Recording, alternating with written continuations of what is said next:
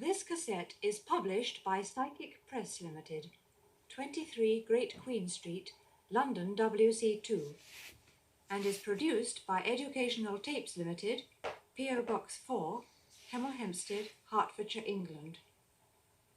Copyright is held by the Hannon Swaffer Home Circle. All rights reserved. The recording was made at a specially arranged sitting of Hannon Swaffer's Home Circle, in the very room where Silver Birch has communicated through his trance medium over many years. Silver Birch begins with an invocation, then gives a typical example of the teachings which have made him world famous. He then applies his wisdom to answering questions of vital interest to spiritualists and others who seek knowledge of life here and hereafter. He concludes with a benediction. Here is Silver Birch to speak to you now.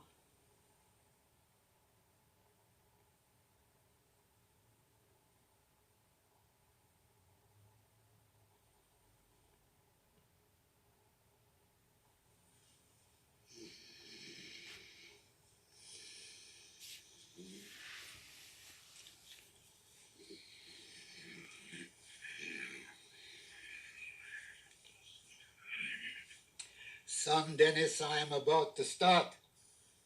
Thank you for telling me. May the power of the Great White Spirit bless you all. Let us follow our usual procedure and put on one side any thought of trouble, difficulty, fear, or anxiety. Let us try to achieve the closest possible harmony with one another so that we become one in our desire to aspire to the highest that we can reach. And none and nothing can be higher than the Great White Spirit, the infinite power of divine love and wisdom, which is responsible for the boundless universe in which we live, and whose intelligence has devised and sustains all the natural laws that control and regulate every facet of being, whether mighty or minute, complex or simple, all operate according to inexorable laws that know no possible exception. We pay tribute to this supreme power which has revealed some of its wondrous truths that have extended the boundaries of our minds and given us a greater comprehension of who and what we are, and a clearer picture of the supreme power that broodeth through all and reigneth over all. And in this wondrous scheme, nothing and nobody can be overlooked, forgotten, and or neglected, been taken to sustain and provide every facet of being, no matter where it may be. We recognize too that we have behind us all the time the mighty hosts of liberated beings, whose one desire is to serve us so that we in turn may serve others less fortunate than we are. Because we have been helped and comforted and guided, let us always resolve that we may unfold whatever gifts have been bestowed on us,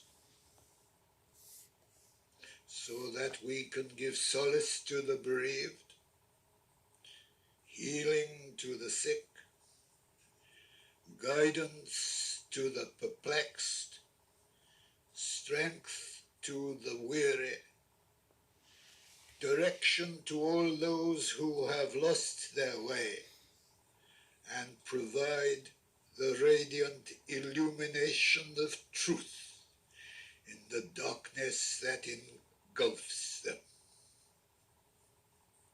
This is the prayer of thy Indian servant who seeks always to serve. I am very happy to come amongst you and to bring my love and greeting from the world of spirit.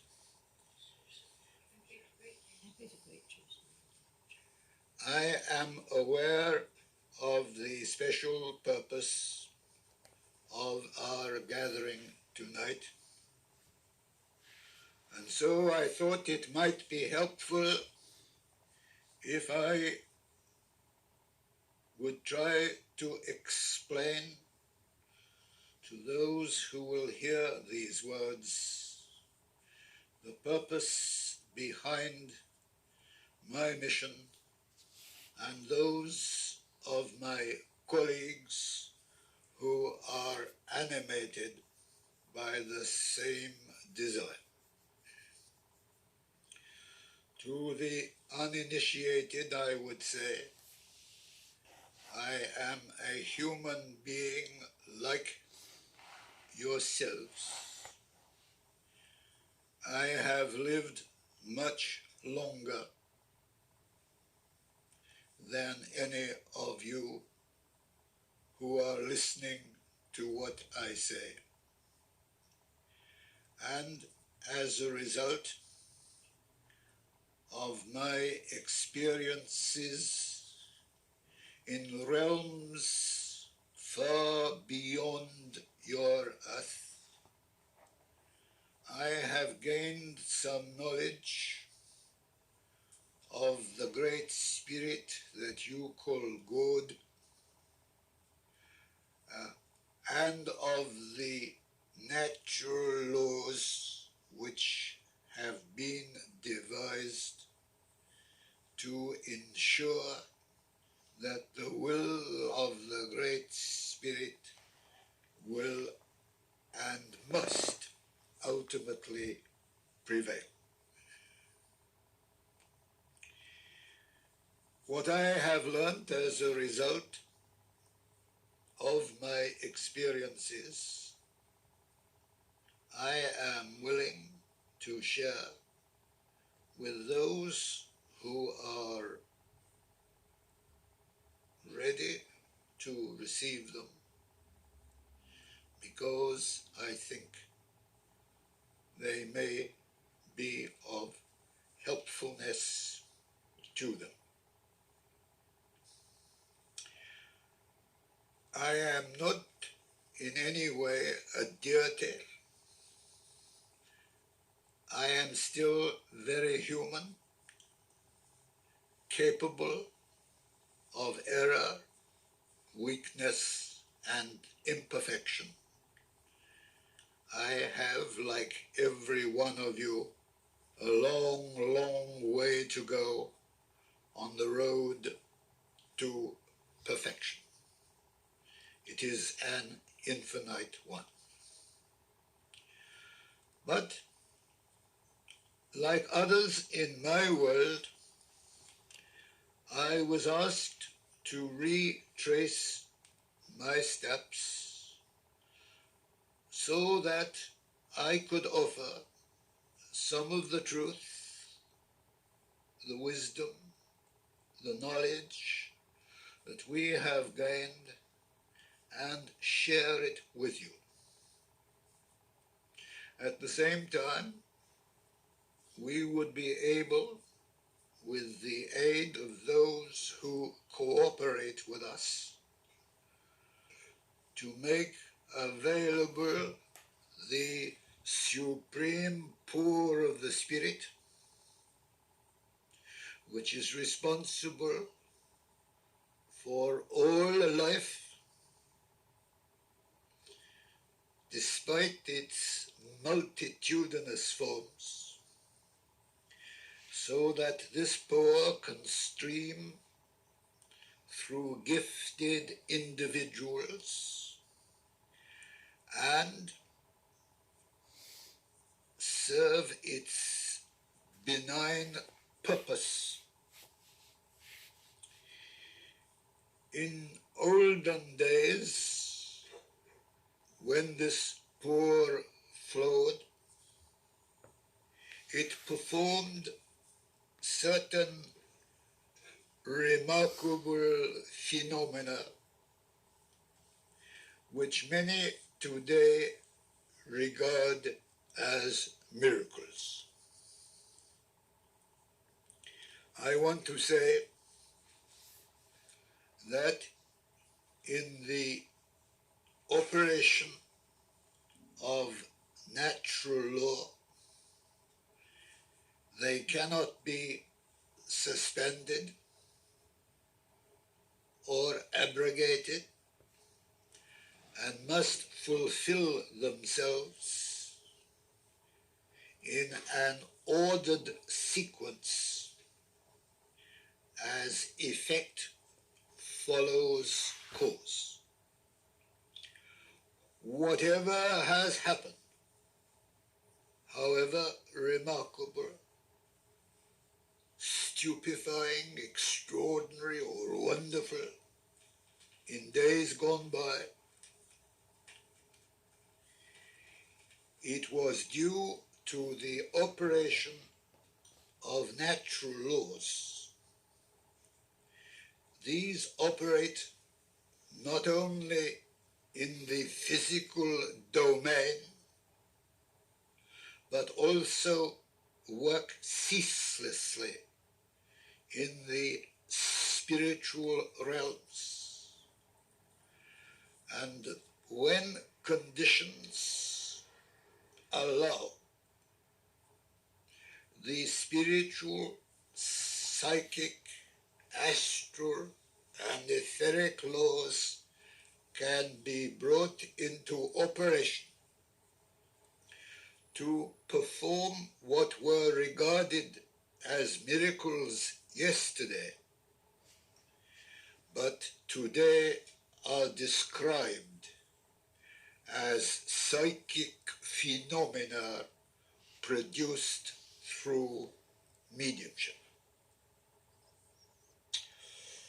No, a medium is one on whom there has been bestowed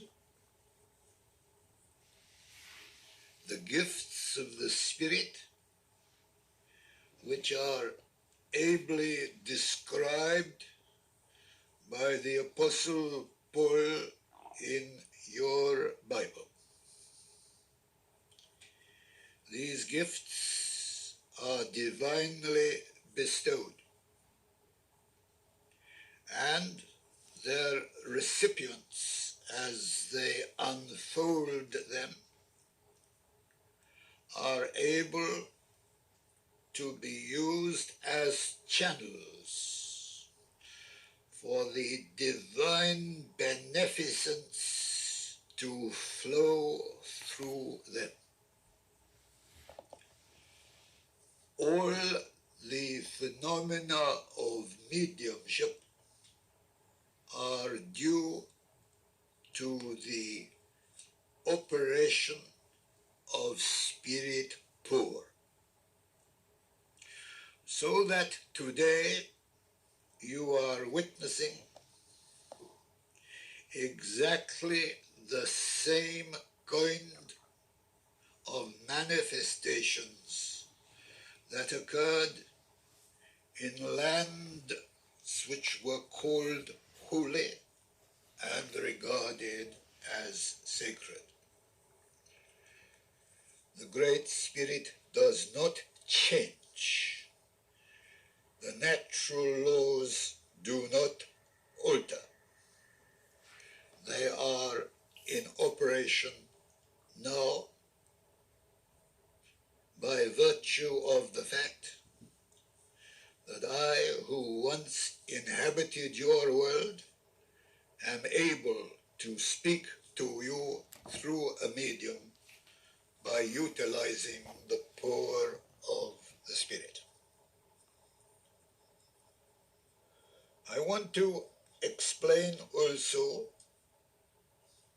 that we are part of a vast spirit organization, and we are pursuing what I would like to describe as the overall master plan, which is designed to ensure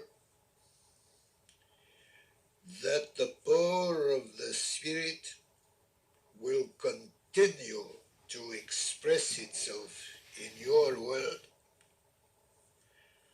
and reach an ever-increasing number of people to drive away their ignorance, error, and superstition, and to bring them into the radiant light of divine truth and knowledge, so that they can begin to live and fulfill themselves as they should according to the purpose of their earthly incarnation.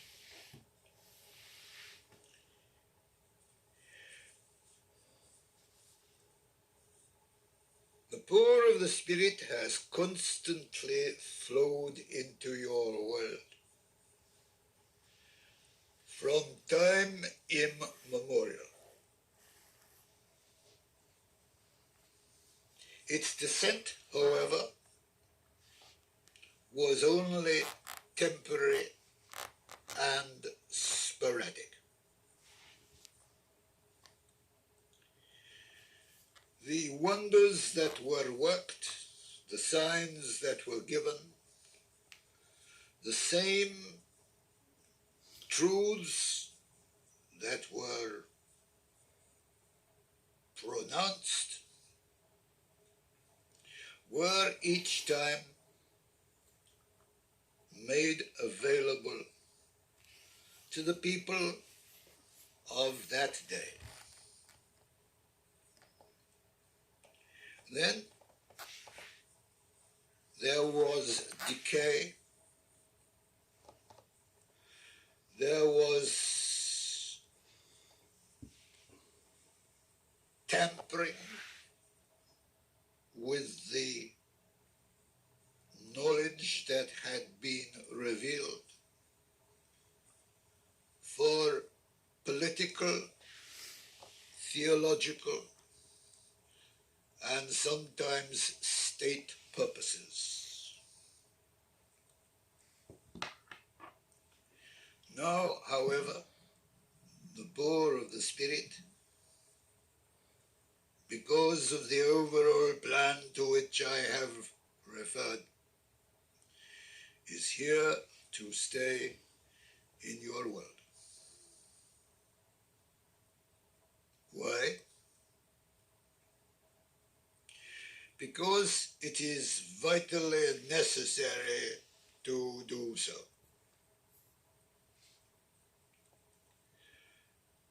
So many systems have failed to provide the direction which will enable the people who dwell on earth to find themselves and to live according to ideals that will enable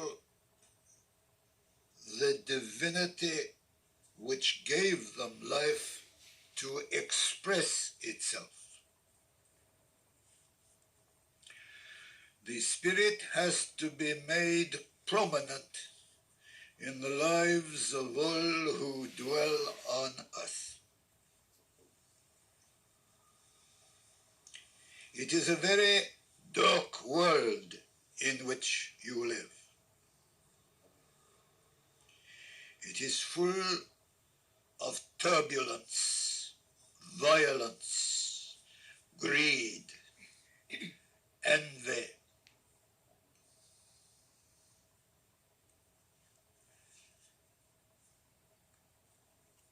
Mammon is being worshipped instead of the Great Spirit. False idols are still the ones which are the subject of adoration.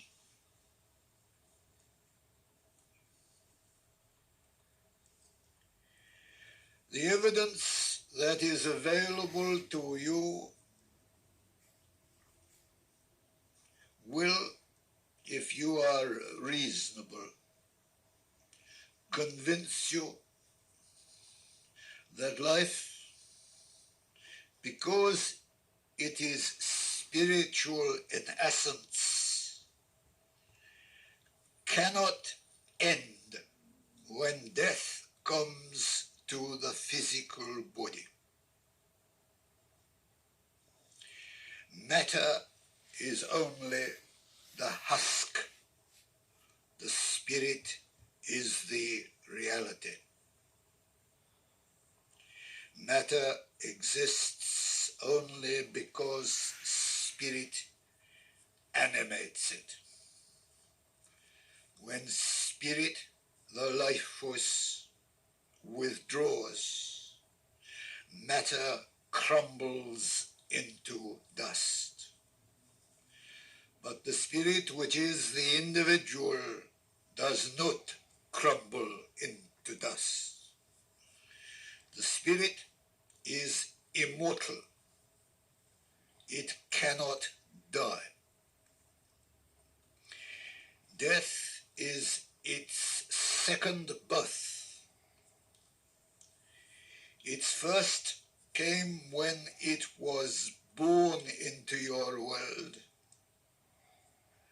and began to manifest through a physical body. The second birth comes when the spirit says farewell to the physical body and continues in unbroken sequence its eternal path on the road of infinite progress. You cannot die. Life is deathless. So there is the evidence that you, an individual, immortal spirit, will continue after the death of your body, and everything that constitutes your individuality will persist You will have consciousness, awareness, memory, power to reason, and to express love. For love is an aspect of the Great Spirit. Love in its highest form is divine. And love too, like life, is deathless. Why do we come back to you? It would be easy to say farewell forever to earth with all its heartaches, its problems, its sufferings, its trials, its difficulties. But we love you. And there are others who are bound to you by ties of love, just as strong.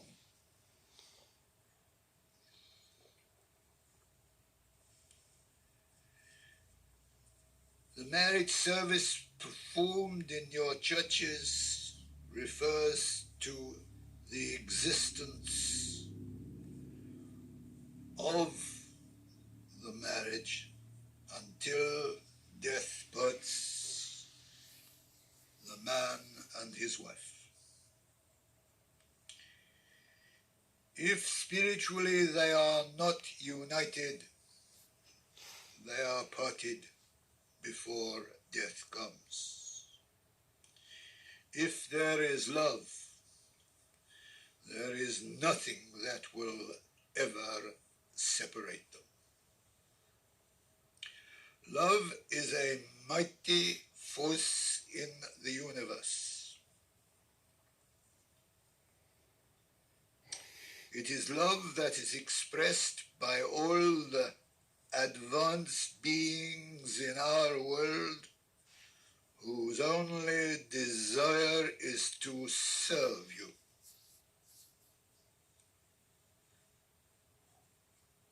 We seek nothing for ourselves. We require no worship, no adoration, no gratitude. If we succeed in helping, all we ask is that you express your thanks to the Great Spirit, and because of what you have received, try to serve others.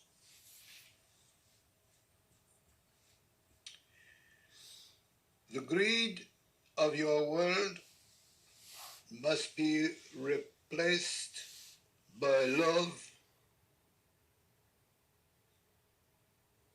because love is an expression of the Spirit.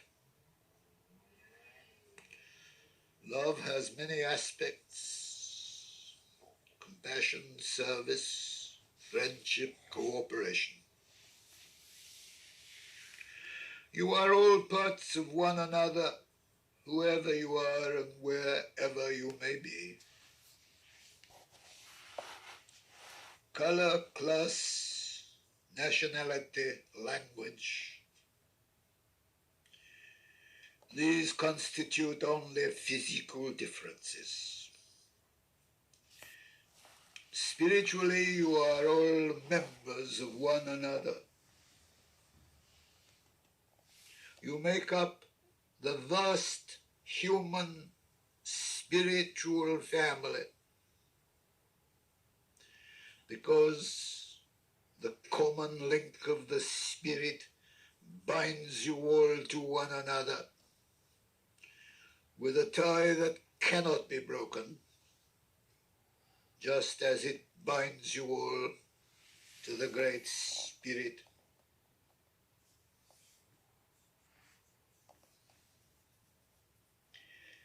The Spirit that unites you is stronger than any of the physical differences that separate you from one another.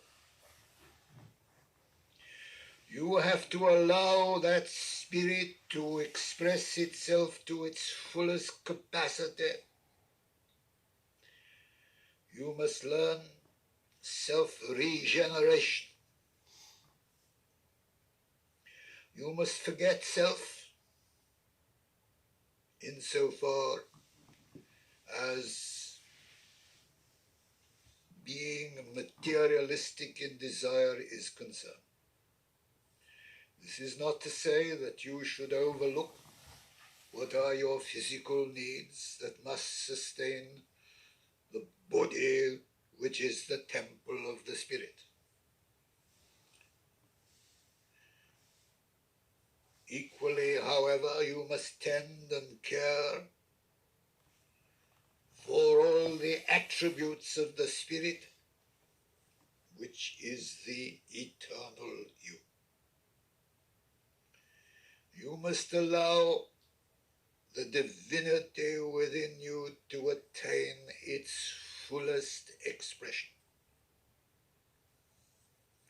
so that you practice the brotherhood and sisterhood which is a natural fact of your being.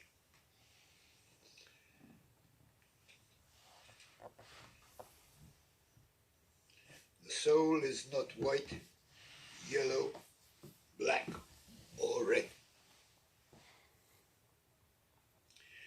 The soul has no color or racial bar. This is what you have to learn and to practice. Superiority comes only when you unfold the divinity within you, and it expresses itself in love and compassion and consideration, not only for all the other humans in your world, but for the animals who share this planet with you. You must abolish needless cruelty and exploitation everywhere. Peace will come when you put into practice the facts that appertain to your spiritual origin and destiny.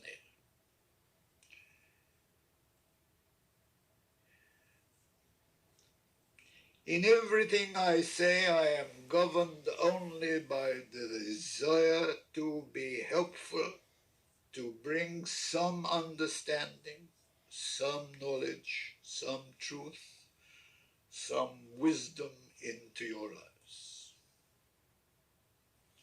It is possible that the principles which we enunciate may be contrary to certain theological ideas of doctrines and dogmas and creeds on which you have been nurtured from childhood days. Our appeal is directed to your reason. If there is anything we say or do that insults your intelligence or makes your reason revolt, do not accept it. We desire to win your reason, your intelligence, so that you may cooperate with us and be instruments of the Great Spirit in ensuring that the divine will must prevail, and you will help to speed the coming of peace in your world.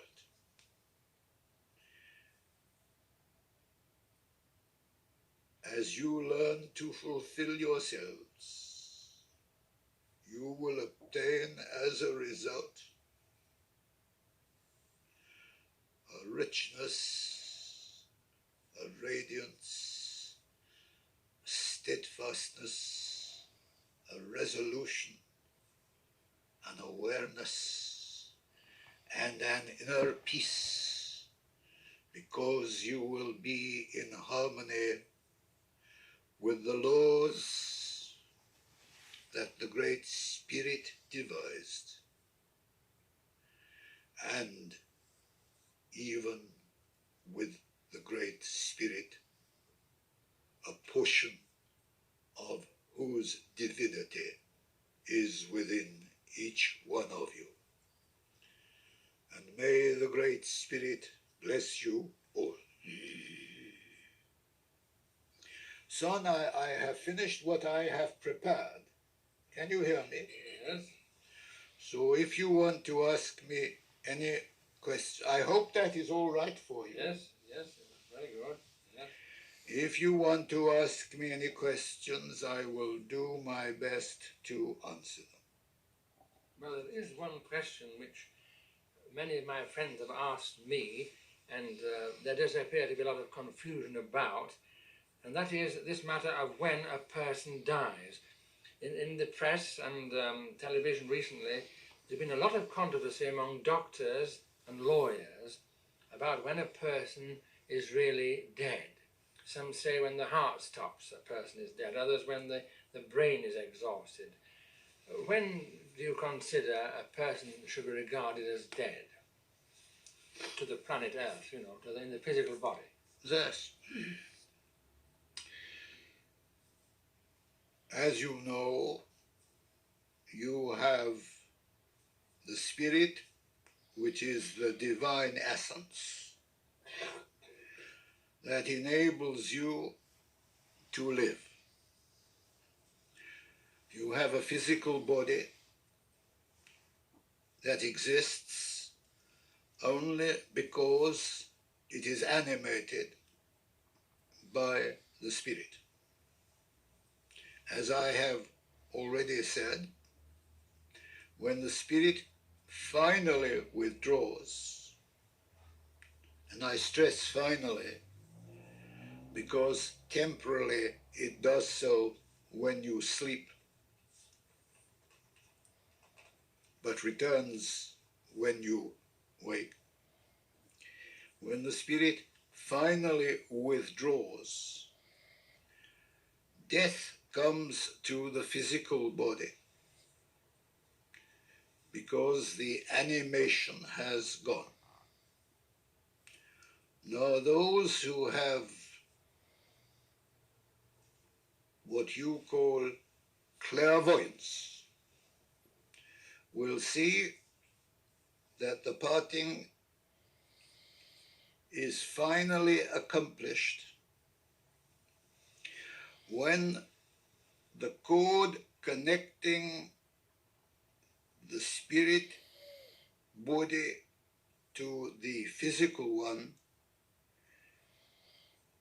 after being extended as the spirit body gradually moves away, is cut.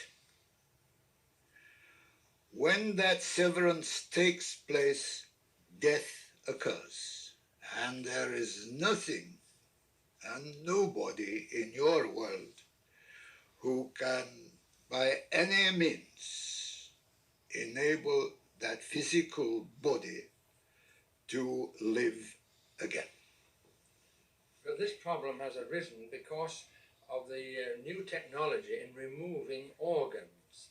Now, doctors are waiting for people to die in order that they can take hearts out and kidneys out and so on. So therefore, the question of is the person dead, am I at liberty to take the organ out? That is the real problem which is vexing doctors.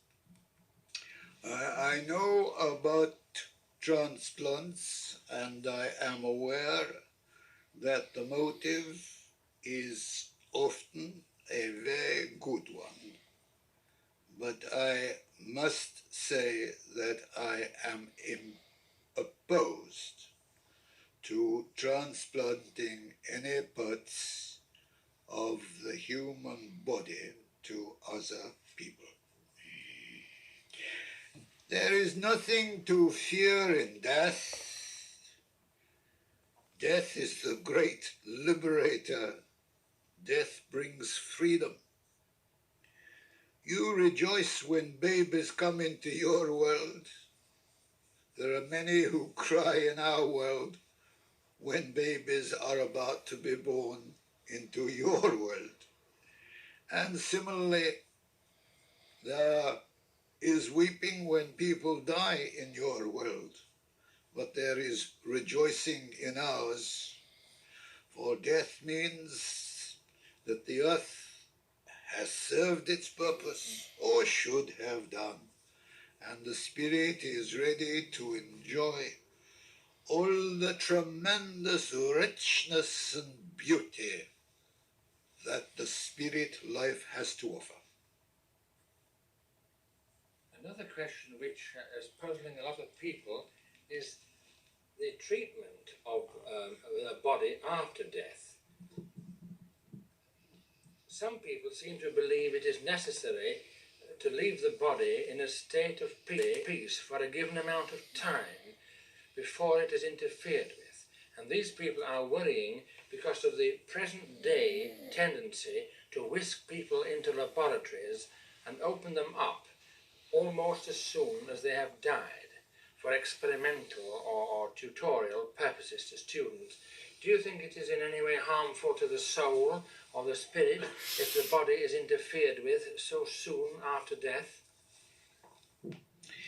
It depends on whether the individual has any knowledge of spiritual matters. If there is ignorance, there can be temporary harm affected to the soul, because even when the cord connecting the physical and spirit bodies is cut, there is still a certain amount of interplay due to the long association of the two forms of being. Generally, it is considered advisable where there is complete ignorance of spiritual truths for an interval of 3 days to elapse before there is either burial or cremation. What happens after that is unimportant. If people wish to give their bodies to help knowledge for purposes which can be of service to others, that is a matter for them to decide. But let me also say this. There is a time to be born, and there is a time for you to die.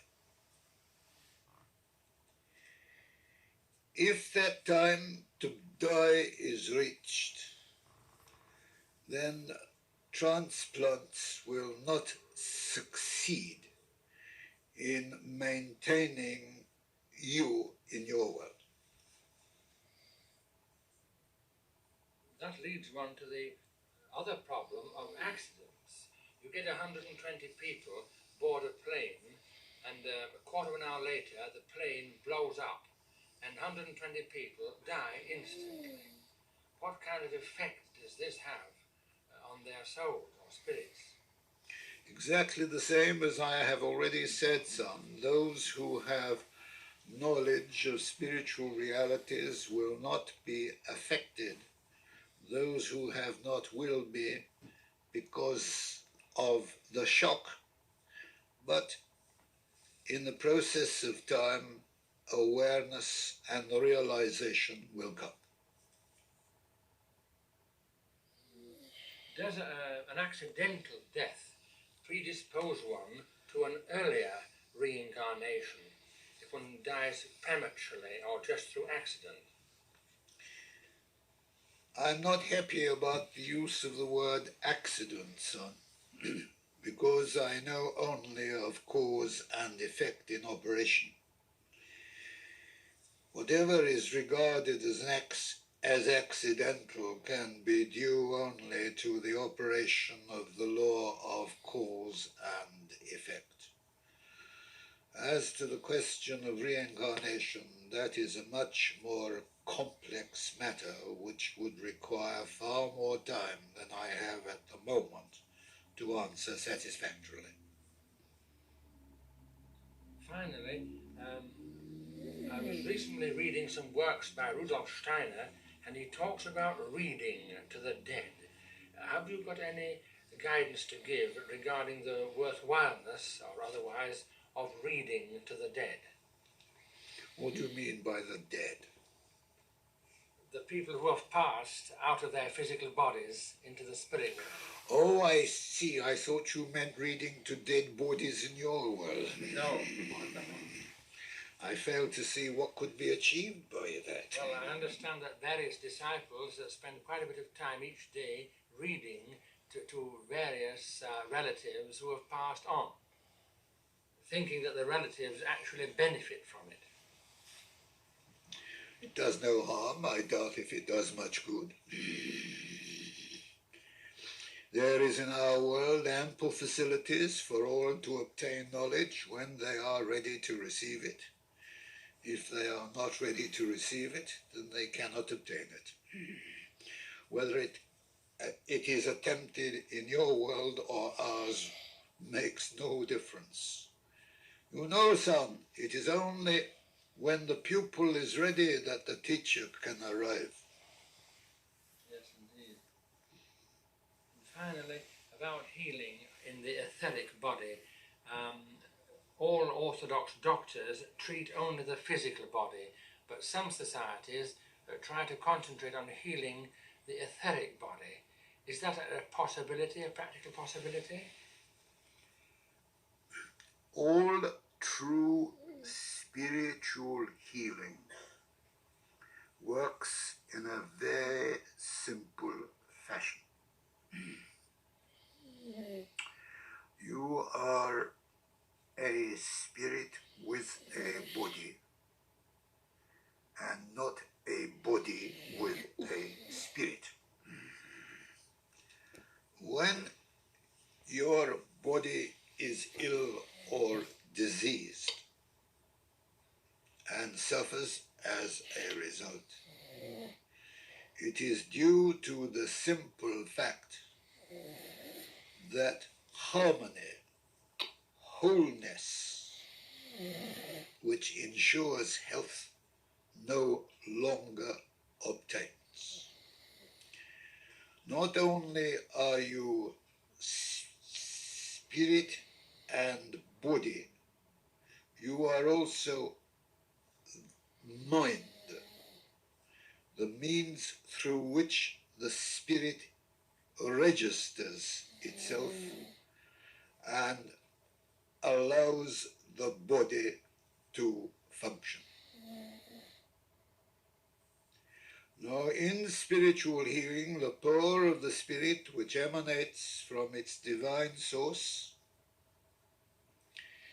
is transmitted to a healer who has the gift of healing, which is a spiritual one. And through him, the power is directed to the spirit of the sufferer.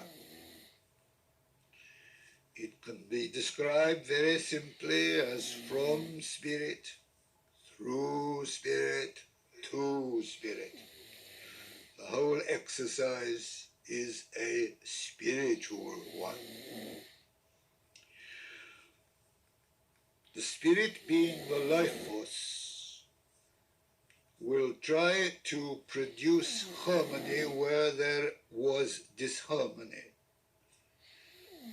Some blockage, some interference, which means that the three aspects of mind, spirit, and body are not working efficiently. When it succeeds, then wholeness, which is health, is restored to the patient. Now, whether this is done through the etheric, the spirit, the astral body or not, is a matter only of technique. What must happen is that the power of the spirit should recharge the spirit of the patient so that it can attain its true potential and enable harmony to be restored. Thank you very much indeed, Sister Birch. No more questions, are there? Good. If you will stop now, son, I will talk to the members of my circle. Thank you, Sister Birch. No thanks, son. I never accept thanks.